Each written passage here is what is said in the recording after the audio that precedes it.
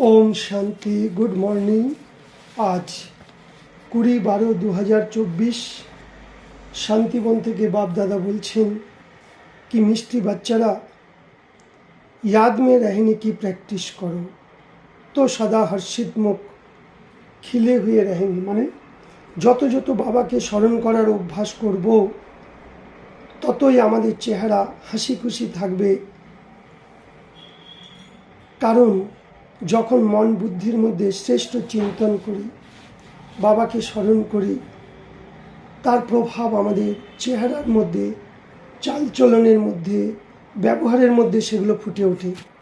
তাই বাবা বলছে কি তোমরা বাপ কি যত যত বাবাকে স্মরণ করবে, স্মাইল থাকবে, তাহলে বাবার সাহায্য পাবে। বাবা তোমাকে গুপ্ত রীতিতে সাহায্য করবে। কখনো উদাস, হতাশ, নিরাশ হবে না। কবি মুরঝাएंगे नहीं। মানে কখনো আমাদের কোনো বিপদ এলো, বিঘ্ন এলো, সমস্যা এলো, পরিস্থিতি এলো, সেই সময় আমরা ঘাবড়ে যাই। বাবা বলছে না, সেই সময় তুমি যদি আমাকে স্মরণ করো আমি তোমাকে 1000 গুণ সাহায্য করব। প্রশ্ন, তোমাদের বাচ্চাদের ये गॉडली स्टूडेंट लाइफ किस नेशाते তোমাদের काटाते হবে? तुम बच्चों को यह गॉडली स्टूडेंट लाइफ किस नशे में बितानी है? उत्तर, सदा नशा रहे कि हम इस पढ़ाई से प्रिंस प्रिंसेस बनेंगे। এখন সদা নেশাটা কে পড়াচ্ছে? স্বয়ং ভগবান। কিসের জন্য পড়াচ্ছে? আমরা সত্যযুগে দেবী দেবতা হব। এই দেবী দেবতারা প্রথমে কী করে জন্মাবে? প্রিন্স প্রিন্সেস হবে। তো প্রিন্স প্রিন্সেসের হওয়ার জন্য, রাজকুমার রাজকুমারী হওয়ার বাবা আমাদের পড়াচ্ছে।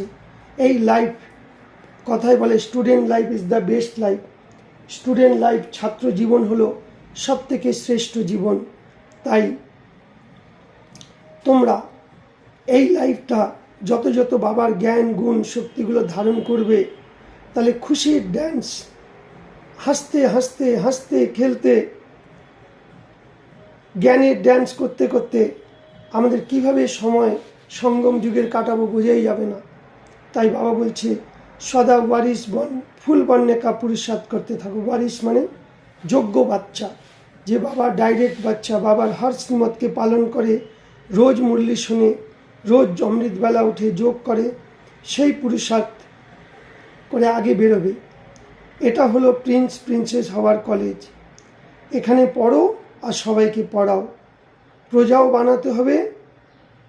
প্রজা যদি না বানাই তাহলে রাজা কী করে হব? রাজার কাছে প্রজা থাকে। তাহলে প্রজাও বানাতে হবে, তবে রাজা হব।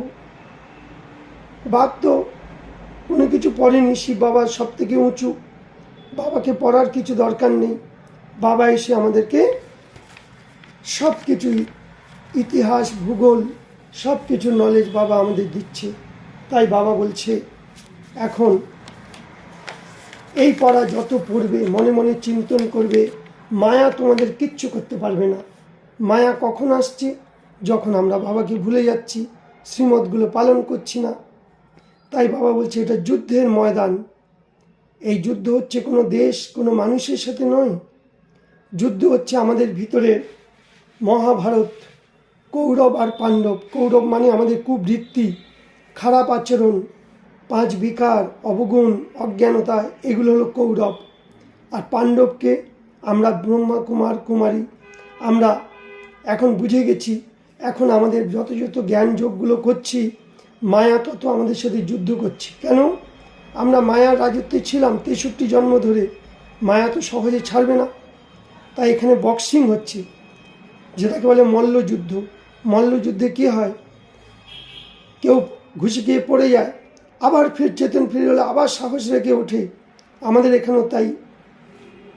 মায়া কখনো কখনো হারিয়ে দেয়, আমরা হেরে যাই, কিন্তু আবার স্মরণ এলো আমার সাথে তো বাবা আছে।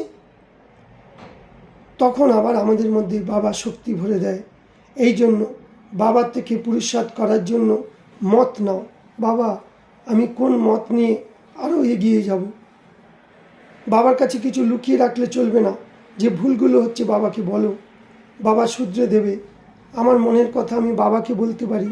বাবাকে চিঠি লেখো, এই হচ্ছে বাবা আমার। বাবা বলছে বাবার সাথে বাফাদার মানে বিশ্বাসনীয়, ফরমান বরদার, অর্থাৎ বাবা প্রতিদিন যে বরদানগুলো দিচ্ছে, আশীর্বাদগুলো দিচ্ছে, সেগুলোকে পালন করো আর বাবার প্রত্যেকটি শ্রীমতকে মেনে চলো। বাবা বলছে সদা রুহানি নেশাতে থাকো।